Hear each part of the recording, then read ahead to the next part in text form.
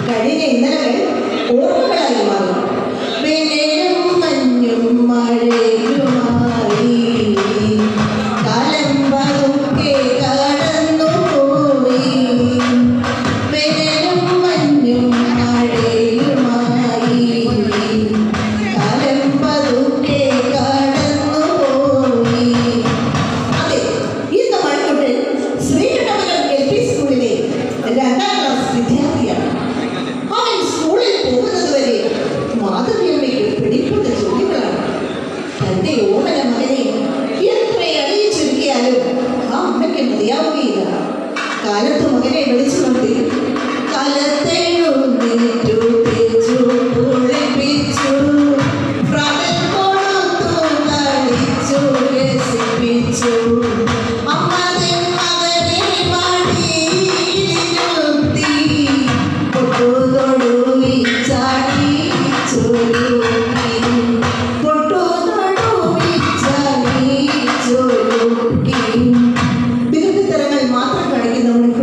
സ്കൂളിലേക്ക് യാത്രയാകും. പിന്നെ അവൻ തിരിച്ചു വരണം.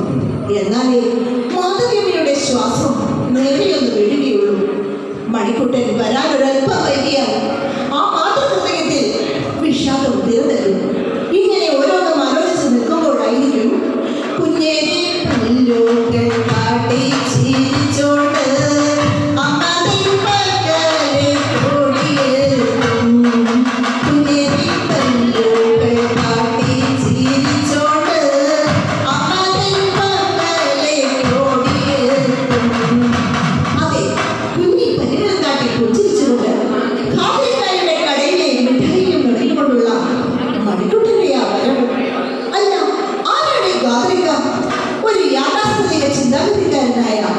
വാർദ്ധക്യത്തിന്റെ പടിവാദത്തിൽ നിൽക്കുന്ന പാവപ്പെട്ട ഒരു മുസൽമാൻ ഭാര്യയും മക്കളുമില്ലാതെ സ്കൂളിന്റെ മുമ്പിൽ ഉപജീവനത്തിനായി പെട്ടിക്കട നടത്തുന്ന ഖാദറിക്കായ്ക്ക് മണിക്കുട്ടൻ ജീവന്റെ ജീവനാണ്.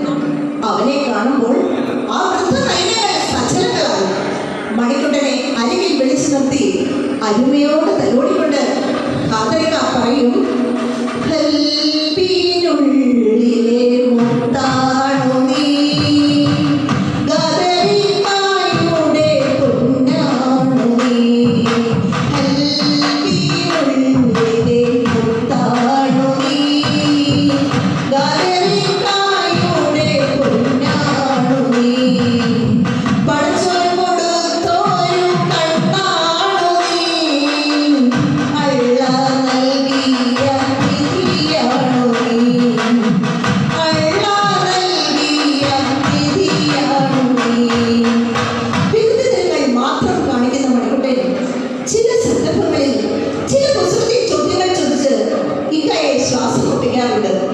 ഒരിക്കൽ അവൻ ചോദിച്ചു, ഈ കറുത്ത പാട് ഈ പകലിനെ കൊണ്ട് നമ്മള് തോറ്റു. ഇത് നിസ്കാരത്തിന്റെ ടൈമ. ഈ നിസ്കാരം എന്നൊക്കെ പറഞ്ഞാൽ എന്താണിക്ക? ഓരോട് പറയാൻ നമ്മളെ കൊണ്ടാക്കി എന്റെ ഇങ്ങനെ ഹിന്ദുക്കള് സന്ധ്യയ്ക്ക് നാമം ചൊല്ലൂലേ, അതുപോലെ ചെയ്യുന്നതാണ് ഈ നിസ്കാരം. ഇപ്പനെയും പിടിയിട്ടോ. ഏതോ വലിയ കാര്യം മനസ്സിലായതുപോലെ മണിക്കുട്ടൻ തലമുടികൾ. അയാൾ തുടർന്നു. ഓന്റെ നെറ്റിയിലെ ഈ ചന്ദനക്കുറിയുടെ കാരണക്കാരനും നമ്മുടെ നെറ്റിയിലെ ഈ തയത്തിന്റെ കാരണക്കാരനും ഒരാളോ അല്ല, അതായത് ഈശ്വരൻ.